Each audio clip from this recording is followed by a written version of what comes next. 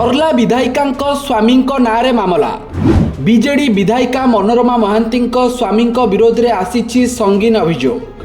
मनोरमा स्वामी तथा नर्ला ब्लॉक अध्यक्ष दुर्गा प्रसाद महांती नारे अभियोग आनिछंती नर्ला तहसीलदार। दुर्गा प्रसाद नर्ला तहसीलदार को हत्या धमक देथिबा अभियोग आसी।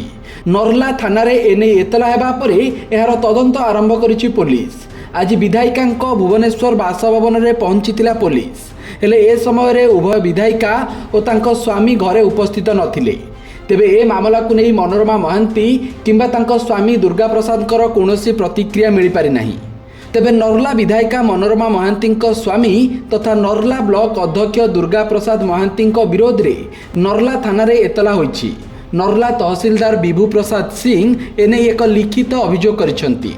तहसीलदार अभियोग अनुसार नर्ला ब्लॉक अध्यक्ष दुर्गा प्रसाद महांती तांको जीवनरू मारिदेबाकू धमक देइथिबा कुआ जाइछि। एही घटना को नहीं गत मार्च 15 तारिख रे नर्ला थाना रे पीएस केस नंबर 72/26 रे मामला रुजु होइछि।